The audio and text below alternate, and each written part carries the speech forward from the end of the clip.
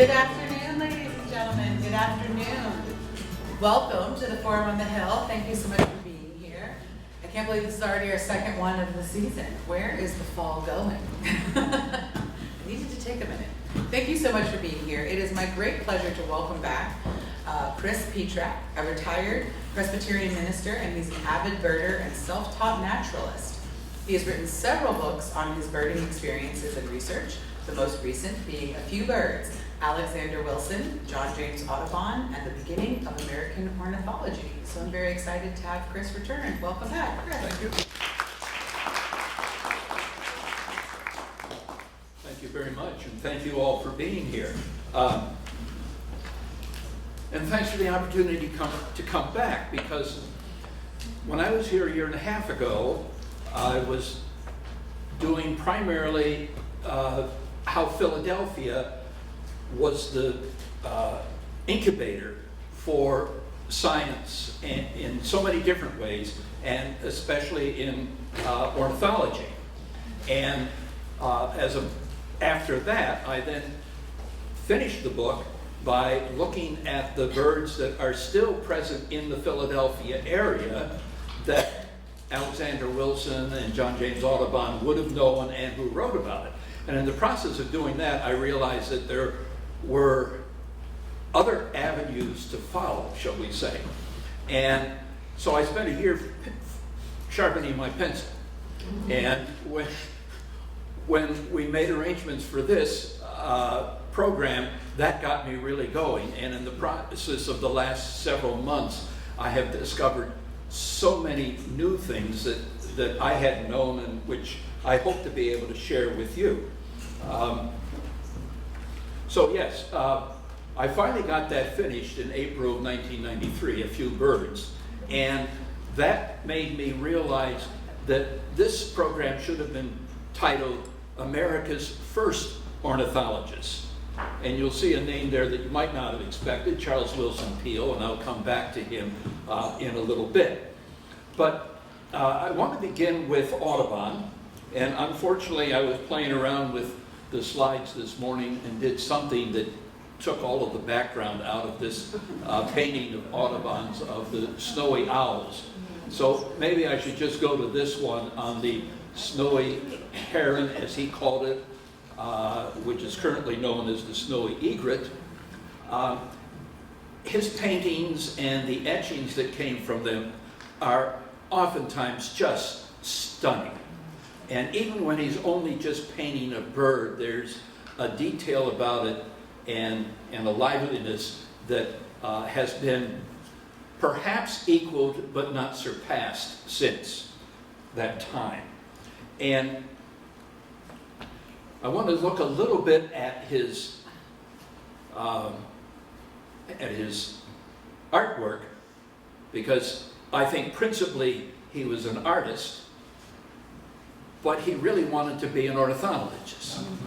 And we'll see how that turned out. So as I was going through for my book, A Few Birds, this one, painting and engraving of the Carolina parakeet, just really caught my attention. I mean, this is a stunning piece of work. And he wrote of this, "Doubtless, kind reader, you will say while looking at the figures of parakeets represented in the plate that I spare not my labor. I never do, so anxious am I to promote your pleasure." And when I came across this, it made me think, this guy's a bit of a humbug. And since then, maybe not just a humbug. A lot of his paintings and his etchings have the kind of impact they have because other people were helping him. He had at least 3 different collaborators who did the botany and the backgrounds on his work, and only one was ever credited. This one, painting of Bachman's warbler, he writes, "My friend Bachman has the merit of having discovered this pretty little species That in itself is something unique for Audubon because he didn't often acknowledge anybody else's contributions. Accompanied with a figure of one of the most beautiful of our southern flowers, originally drawn by my friend's sister-in-law, Miss Martin. Maria Martin, he knew well, and actually John Bachman eventually became her husband when her first husband died. But he didn't acknowledge any of this work. Even this one here, which, you know, we can take the birds out almost, and you've still got a marvelous painting. You would think he could at least have acknowledged her on the painting and the etching, but he did not. And this was a characteristic of Audubon in many instances. Here's another painting. The original part of this is just the bird on the stone.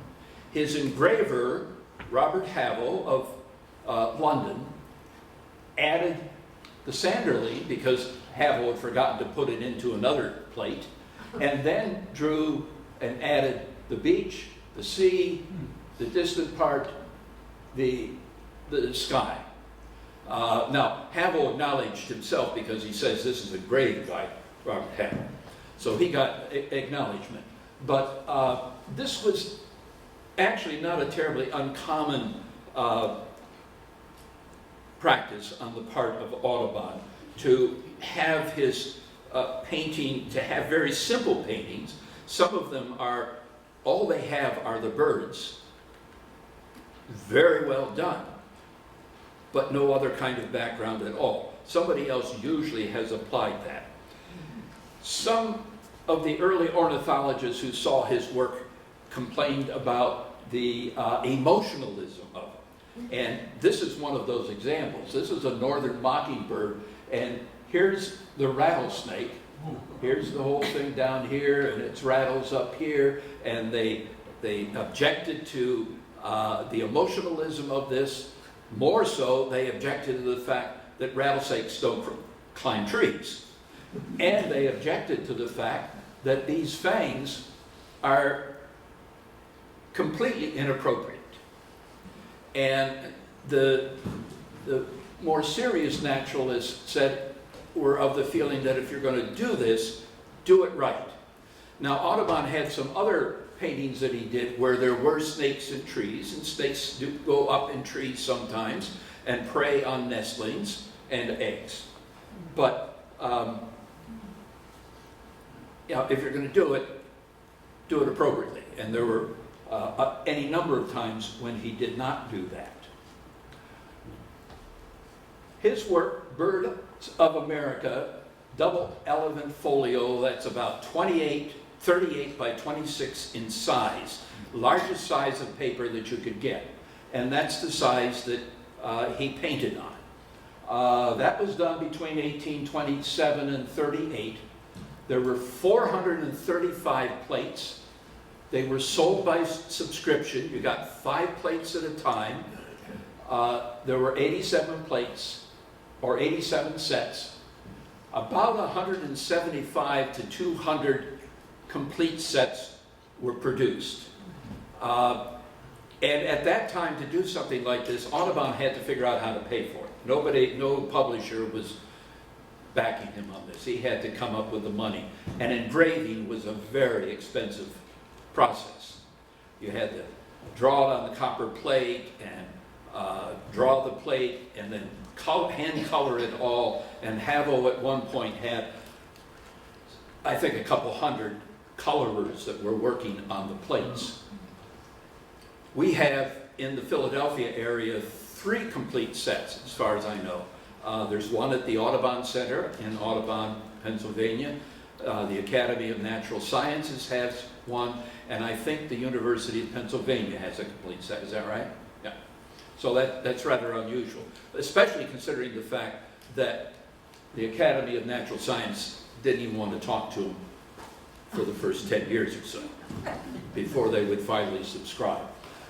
After that was underway, then he did a species descriptions called the Ornithological Biography, also sold by subscription, and that was bound in 5 different volumes.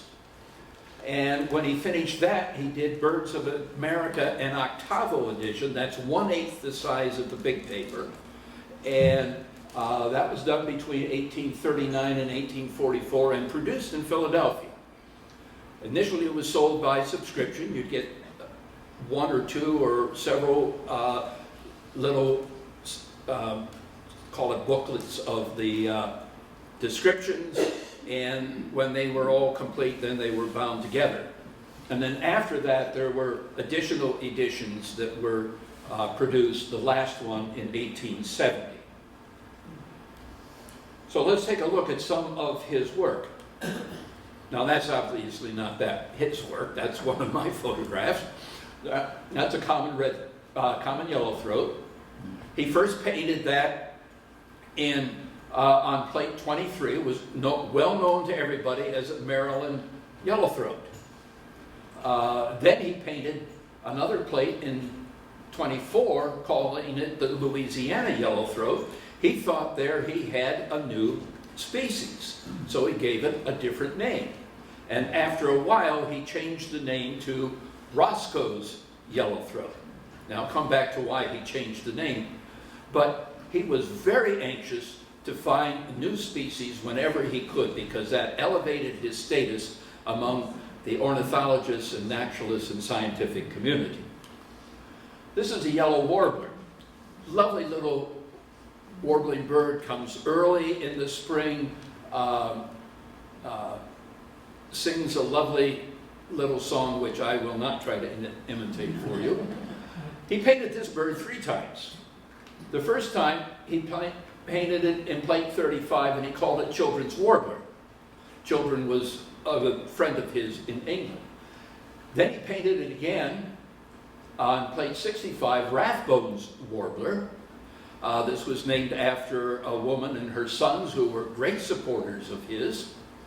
And then finally, he painted it in plate 95, getting the identification right for the first time, calling it the yellow pole warbler or the blue-eyed yellow warbler, which was a common way to refer to the bird at that time.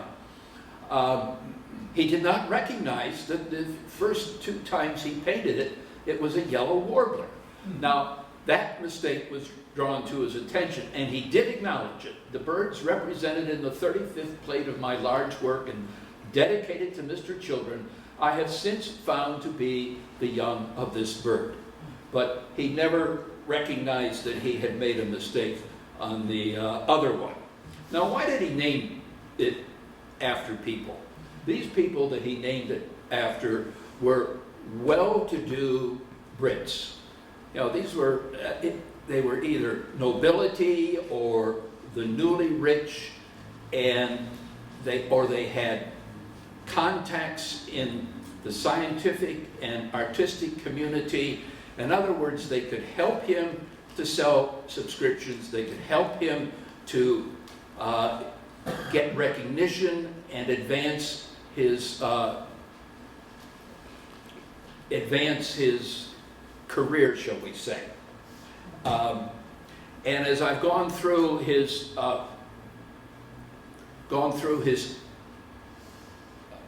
descriptions in the biography, the mistakes are often colored by the fact that they're named after somebody. He thinks these are new species, not species that were previously known. And getting a new species was really a feather in the cap for any ornithologist, and he was getting them all over the place. How often did he make mistakes? I went fairly carefully through the first 100 plates. I found 9 misidentifications. That's, almost 10%. And looking at the whole 435 plates, and there were more birds than just 435, but I found, and this was very cursory, at least 40 misidentifications or mistakes. Now, as I've done birding, I made a lot of mistakes out in the field. But I don't think I've ever come close to 10%. You know, I would not put myself in the top tier of bird watchers by any means, but that's just too many mistakes to be making if you're doing a careful job. And I'm sorry to say, I don't think he was. So here's another lovely painting of house wrens making a nest in an old hat. Now, Wilson, when he wrote his species account, said that they occasionally, or I think he put it more like they will even build a nest in an old hat. When Audubon wrote his species account, he made no reference to that whatsoever. But when he painted the painting, there they are in an old hat. Did he acknowledge Wilson? Not a chance. I'm sorry he didn't. As I said, he just made really too many mistakes. Now, when he started publishing, his first engraver was a man by the name of Lasar, who was in Edinburgh. And he published the first 2 sets of 5 plates. As the production went along, the quality of the work was diminishing. And as a consequence, Audubon was losing some of the subscriptions that he already had, and he wasn't getting any more. So there were 2 things that he did to reverse this trend. The first thing that he did was to go to London and get connected with Robert Havell, who was the finest engraver in England. And Havell agreed and took over the task, and between Havell and his son, they saw it to completion 9 years later, 10 years later, and employed a couple of hundred or more colorers and oversaw them very carefully the whole time. The second thing that he did was in set number 3, the first plate, which was always intended by Audubon to be a magnificent plate, you know, more elaborate in every way, more engaging. In that first plate of the 3rd set, plate 11, he painted the bird of Washington, a new species of eagle that Audubon had discovered. And he named it after George Washington, who by this point had almost a mythic presence on both sides of the Atlantic. And this very definitely jump-started his subscriptions. Here's the bird, and the description that he writes. It was the month of February 1814 that I observed the first sight of this noble bird. Having observed it attentively, concluded as I lost it in the distance that it was a new bird to me. Convinced that the bird was unknown to naturalists, I felt particularly anxious to learn its habits. The name which I have chosen for this species of eagle, the bird of Washington, may by some be considered as preposterous and unfit, but as it is indisputably the noblest bird of its genus that has yet been discovered in the United States, I trust I shall be allowed to honor it with the name of one yet nobler, who was the savior of his country and whose name will ever be dear to it. And this bird he described as standing 43 inches tall and with a wingspan of over 10 feet. The bald eagle stood 34 inches and has a wingspan of 7 feet. So much larger bird. The problem was he had no specimen. And by this time, in the mid-1820s, the scientific standards on both sides of the Atlantic were you had to have a specimen that you could show other people. You couldn't just describe it or draw it or paint it. You needed a specimen. Audubon didn't have one. Now, Audubon and a friend were back in Philadelphia, and they saw a live bird, and the friend said, oh, that's a bird of Washington, and Audubon said, no, that's an immature bald eagle. Then they went into a taxidermy shop, and Audubon said, no, that's a bird of Washington. And the friend bought that bird, and then gave it to the Academy of Natural Sciences.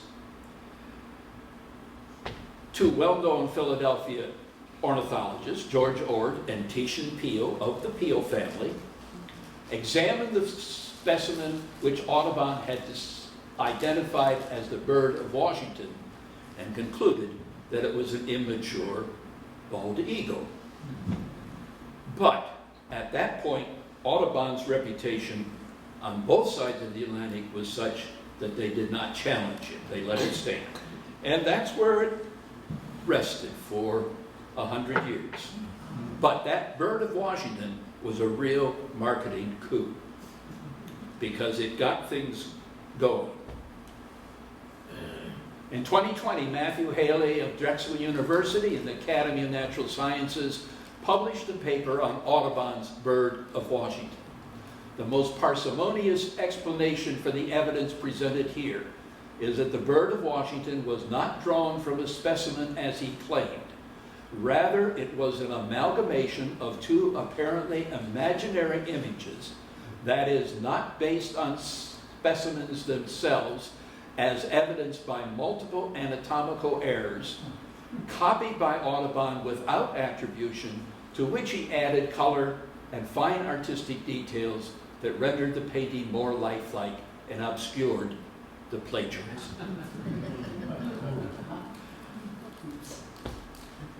Anatomical problems. He's got 10 tail feathers on this bird. Eagles have 12. That was one of them. I think there were some discrepancies in the beak and the size of the head and the feet. The title of Haley's paper is Audubon's Bird of Washington, Unraveling the Fraud that Launched the Birds of America. Now that's a pretty strong statement, but it certainly appears that that's what he was doing. Yeah, that he simply made this up, and nobody until a few years ago has challenged him on that. Okay, so let's look at Philadelphia's Birdmen. First of all, William Bartram. You should know William Bartram from Bartram's House and Gardens, which is a delightful place to visit and still a favorite place for birders to go. Bartram is best known, well, Bartram was primarily a botanist, but he's best known for his Travels of William Bartram, which after 250 years is still in print. Most of his travels are geographical, botanical, anthropological, but he has about 20 dense pages of ornithological information where he lists 215 species, describes when they come to Pennsylvania, when they leave, who passes through, what's breeding here, that kind of stuff. It was very dense. In addition to which, he collected a considerable library of his own, which was invaluable, as we'll come to see in a moment. The second of America's first ornithologists was Charles Willson Peale. You probably know him as the patriarch of the Peale family. In 1784, he began organizing Peale's American Museum, the first museum in America, with an eclectic collection of botanical, biological, and archaeological specimens, including a collection of birds from around the world of over 760. Most were collected by Peale, who also taught himself taxidermy. Now you do know that when we say collected, that means using a shotgun and killing them. But that's the only way they could study species until just a few years ago. Around 1803, Peale prepared a series of public lectures, 26 of which were on birds. He intended to publish the lectures, but Several years of yellow fever in Philadelphia caused financial hardship, and they were never published. Peale's career as an ornithologist succumbed to publish or perish. You get it out there in the public, or nobody knows you, and nobody remembers Peale as an ornithologist. In the wonderful section in the Philadelphia Museum on, of the American wing, there's a whole wall and a half on the Peale family. There's not a single hint of ornithology or science, barely any science in that section. Peale wasn't the only one. The first university course on ornithology was taught by Dr. Benjamin Smith Barton from the University of Pennsylvania, probably 1802 or 1807. Dr. Barton got several of his friends to speak to me about having permission to explain to his class the characters of the subjects in my museum. 10 of his pupils have bought tickets. He expects his class will amount to 24. Peale was happy to open his museum to a university class, but they still had to pay admission. And Barton is best known for Elements of Botany or Outlines of the Natural History of Vegetables, the first American textbook on botany.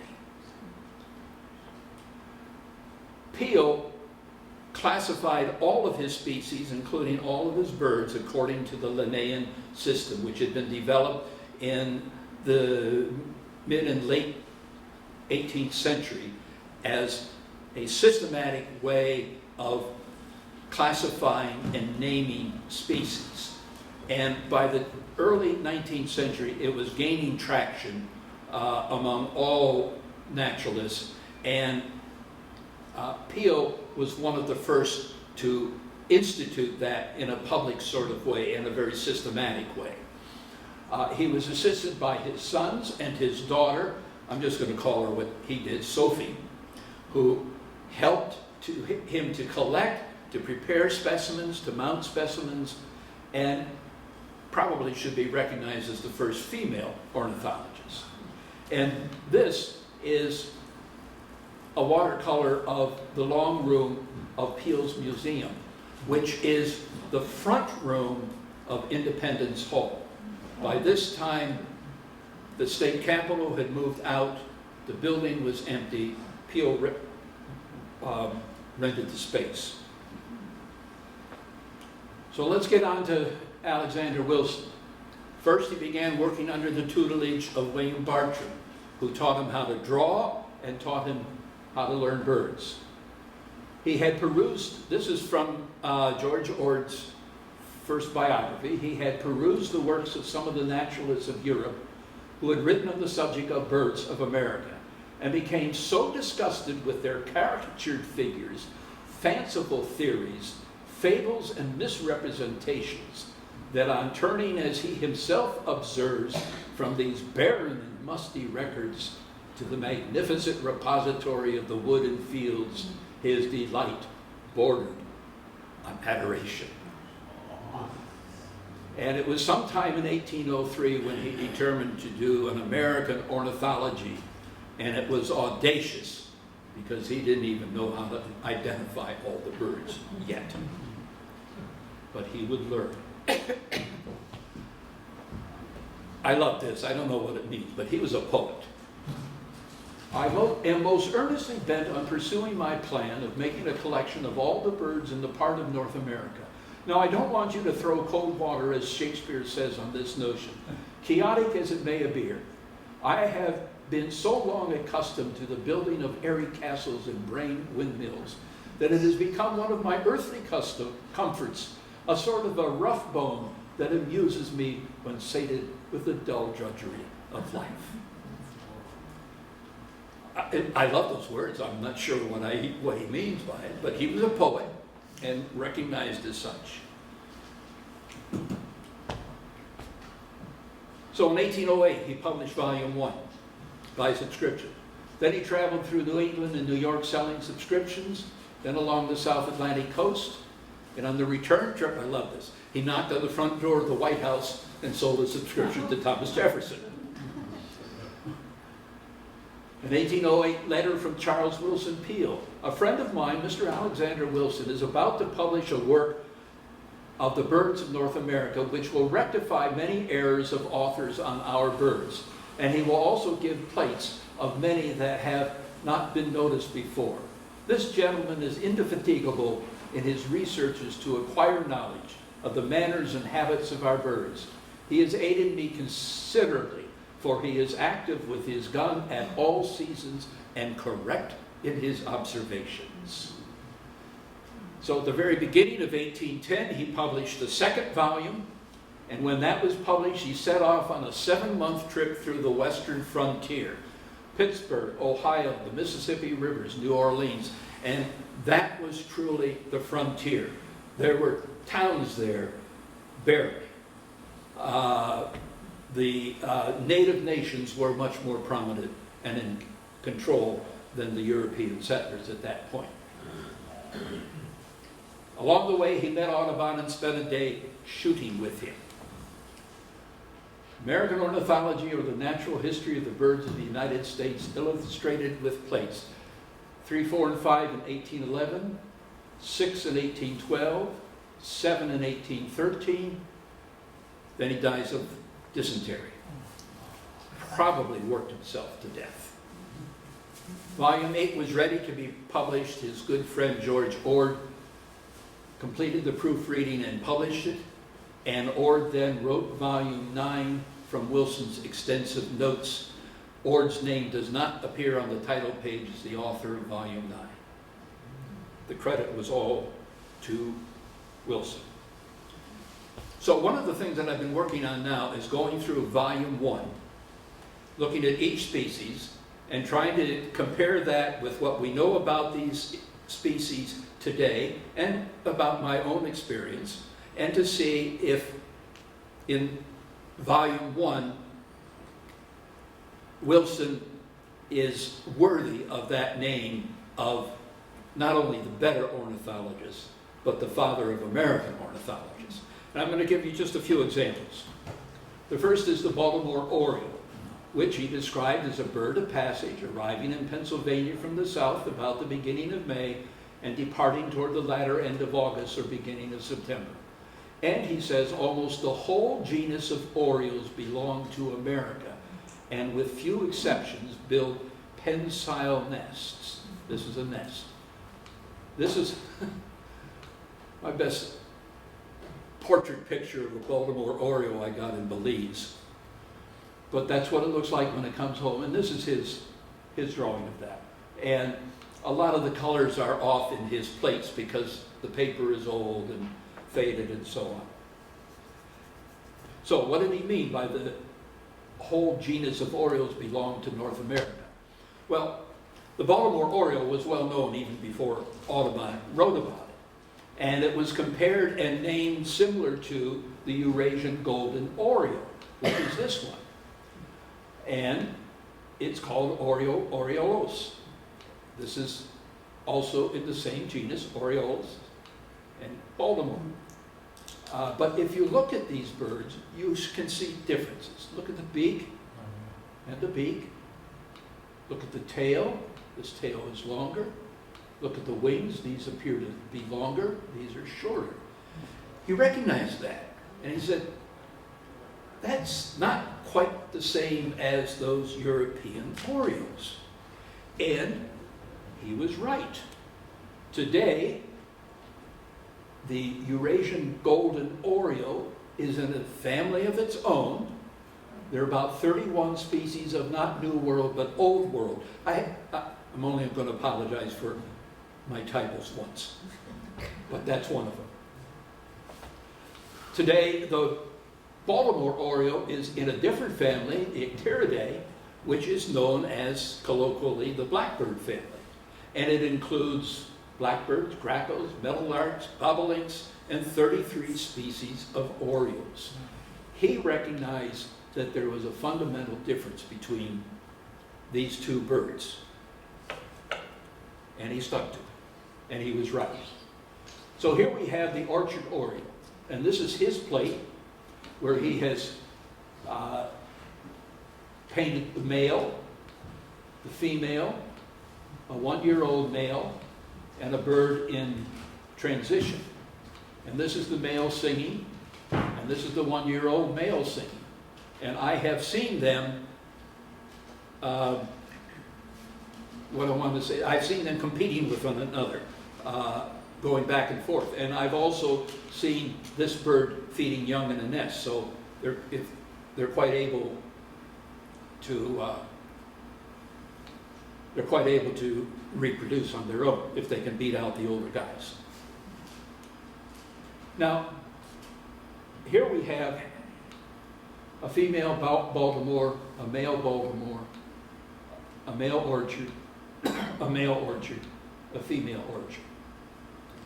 4 European naturalists working with skin specimens came up with 6 different pairings of these 5 different birds. None of them correct. Wilson correctly sorted the mismatched pairings of the Baltimorean orchard. In addition to his illustrations, he enumerated the physical and behavioral characteristics, including size, color, form of bill, form of tail, notes, mode of building, shape, and color of eggs. I don't know of any European naturalists at this time who were going into that kind of detail. But you can see, this is sort of a down curved bill, this is a straight bill. That's one of those. So he got that sorted out. Now, this one is fun. Sorting out the thrushes. This was from Catesby, who spent several years in Carolina, Florida, and the Bahamas. And he painted this of what he called the little thrush. And he didn't really know what it was. He just called it a little thrush thing. He did write that in shape and color it agrees with the description of the song thrush. It never sings, having only a single note.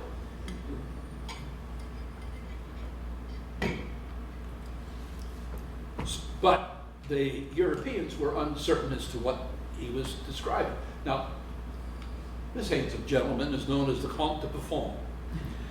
And he was a best-selling author at that time. He wrote volumes and volumes of natural history and did some very good work.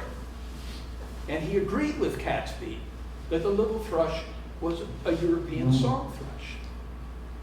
He considered American birds to be a motley collection of European has-beens that had settled in the wilds of North America, where the harsh climate and inadequate food caused a general deterioration of form and behavior, which Wilson called a fanciful theory. One of the delightful things about his volume 1 is how often he takes the scalpel to Buffon. But you know, Buffon was saying, well, these things after creation, somewhere around 4000 BC, birds wandered over to North America, and our harsh climate and swampy lands and all of that caused them to degenerate. Forget it, said Wilson. Okay, some naturalists thought that, well, it really is a wood thrush. And Wilson said, I searched all over Carolina and Georgia in winter for this bird. I don't believe it ever winters in these states. And he was absolutely correct. The wood thrush winters in Central America, and every time I've gone to Central America, I've seen the wood thrush in the wintertime. Wilson then correctly identified the bird that Catesby had drawn as a hermit thrush. Now, take a quick look at this. Now look at the song thrush. Yeah, they're pretty similar. But Wilson said it is the only bird that winters in North America. It confines itself to deep woods, and its only vocalization is a quiet peep. It passes through Philadelphia in the spring and fall, when it still does not sing. And apparently Wilson never encountered it in the northern forest when it is one of the finest vocalists to be found in the woods. Now, Wilson said the wood thrush arrives on April 20th and begins singing. I don't know what it was. I can't remember if April the 20th was Easter, whatever it was. I didn't get out that day. I got out the next day and I heard the wood thrush. Here's its song.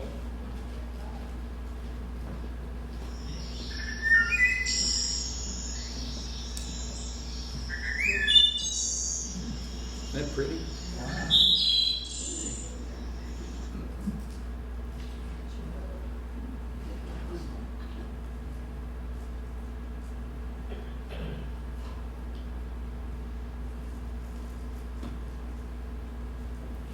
Now here's the hermit thrush.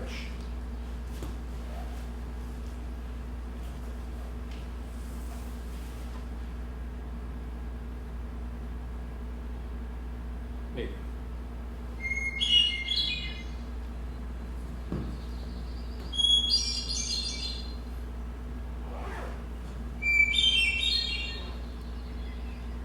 But it never makes a peep except when it's on its breeding grounds.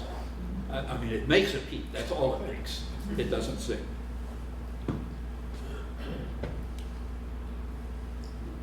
Europe has one species of wren. We have quite a few different ones.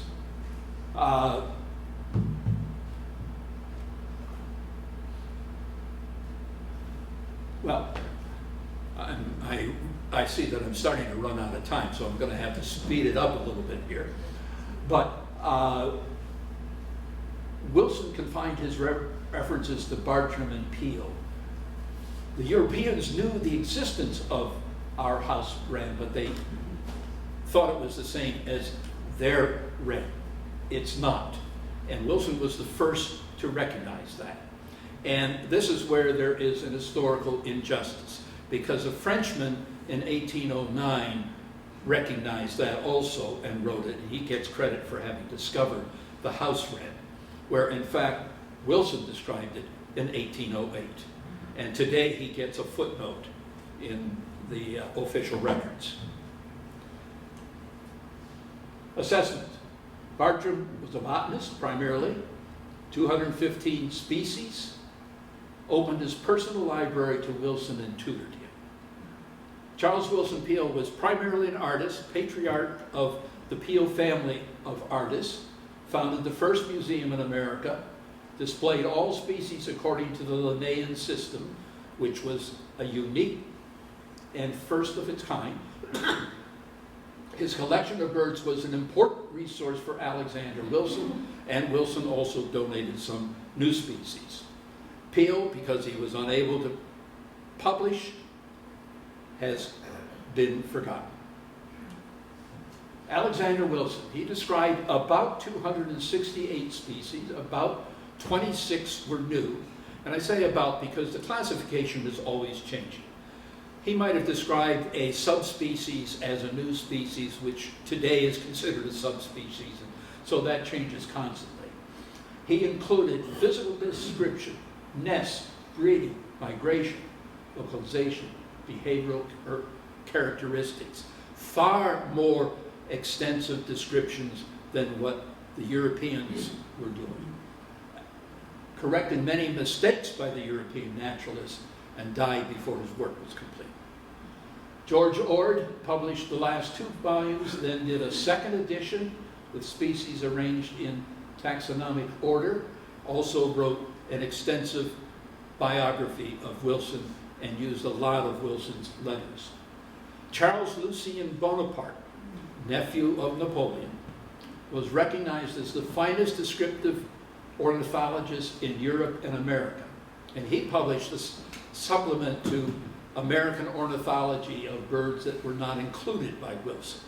Wilson didn't get them all. I wonder what would have happened if Wilson had lived longer, if he'd done another volume. Editions of American Ornithology were published in Europe and America, 1831, 54, 76, among others. And the Wilson Ornithological Society, which is today a professional association of biologists, ornithologists, and citizens, was founded in the late 1900s. John James Audubon, an artist who wanted to be recognized as an ornithologist. He played the role of the romantic backwoodsman. He named new species after prominent English friends. He gradually reinvented his life story. He triumphed in marketing and self-promotion. I've got to go back to this just a minute. He was born in what is now Haiti to the mistress of his father. Reinventing his history, he was born to a beautiful Spanish woman in Louisiana. His father was a French admiral, not a sugar plantation and slave trader. He taught himself how to draw, basically. He did not study, as Audubon later claimed, Jacques Louis David, Napoleon's court painter. He won over a susceptible public to become an international celebrity, especially in the United States, which has always taken to the snake oil salesman and the con artist. Is that true? What's that? Is that really true? What? What you just said. That we've always taken after this. Yeah, I'll stand by it. His wife, Lucy, jealously guarded his reputation, edited his autobiography to enhance his background, transcribed his journals, and later his granddaughter, Maria Audubon, burned the originals after I had copied from them all I ever meant to give to the public. Now, a year and a half ago when I was researching this, I got to his journals and I read it. I thought, oh, isn't this exciting to go back to a primary source, not what somebody else has written, but a primary source. It's not reliable. Oh. It's been edited, and a lot of it has just been destroyed. So we don't know what he actually wrote in his journals. George Bernard Grinnell was one of the founders of the Audubon Society in the late 1800s, tutored by Lucy Audubon, which probably is where he got the idea for the name. This is primarily from the National Audubon Society website. He is synonymous with birds. His seminal, The Birds of America, quickly eclipsed Wilson's work and is still a standard against which 20th and 21st century bird artists, such as Roger Torrey Peterson and David Sibley, are measured. It is fair to describe John James Audubon as a genius, a pioneer, a fabulist, a man whose actions reflected a dominant white view of the pursuit of scientific knowledge. His contributions to ornithology, art, and culture are enormous, but he was a complex and troubling character who did despicable things even by the standards of his day. He was contemporaneously and posthumously accused of, and most certainly committed, both academic fraud and plagiarism. Wow. Well, yeah, and I left out some of the things that he did. He was certainly a slave owner. Traveled down the Mississippi, got to the end, and sold the 2 slaves who were his boatmen and his boat at the end of the trip. Took a trip in Georgia or someplace like that. There were 6 hands and 3 white men. Now the 6 hands were African American slaves. Mentioning no credit for the hard labor that they did. Anyway, those are America's first ornithologists. Thank you very much.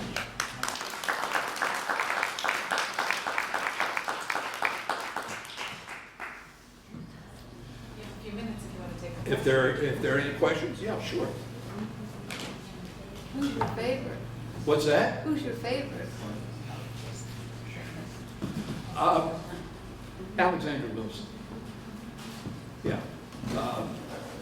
He had a singular focus on one thing and did it darn well. And it was new ground that he was breaking. And not only did he kill the birds, prepare the skins, paint the pictures, write the contents, but he helped with the engraving, he helped with the coloring, he sold the subscriptions, he did everything. It's no wonder he worked himself to death.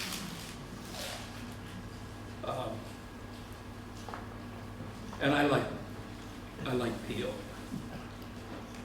even though he's practically forgotten for his ornithology.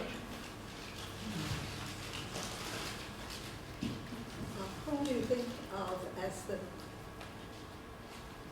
today, as the most famous ornithologist? The most famous ornithologist today. No, Well, back then. no, today. Yeah. Roger Torrey Peterson? Today. There are so many good ones. And the thing that I find interesting is that the kind of thing that Audubon and Wilson did in trying to write descriptions, that's not done by the ornithologists anymore. Oh. That's done by people who've taught themselves. Now, David Allen Sibley was the son of an ornithologist, but I don't think he ever studied it. And Ken Kaufman, another top tier bird writer and birder, he's self-taught. The people who are really good in the field have learned themselves.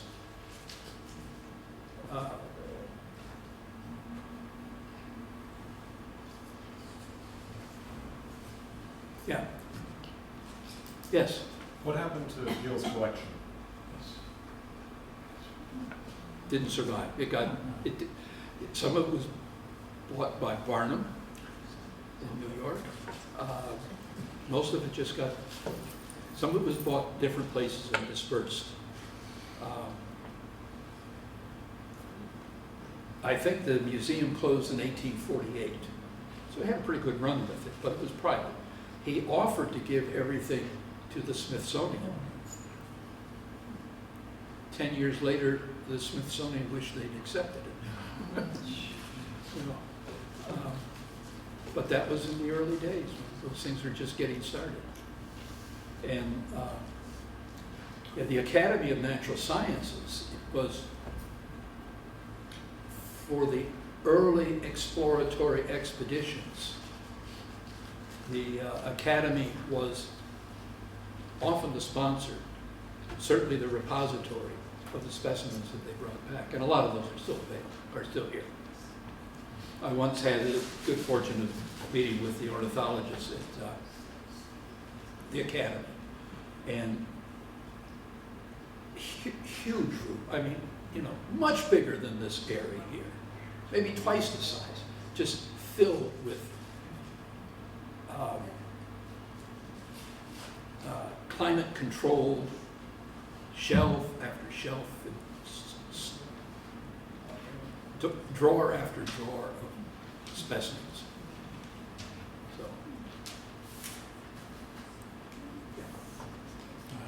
Thank you so very much. Oh, you're welcome. Thank you again so much for being here. That was fascinating. I learned a lot. Thank you all so much for coming. Please join us next month, November 13th. Rick Spector will be back. He's talking about the golden days of Philadelphia TV and beyond. That is Thursday, November 13th. Chris has books back there. Some of his books are there if you want to pick one up on your way out, and he'll be around for a few minutes if you want to stick around and talk. Thank you again for being here, and have a wonderful rest of your afternoon.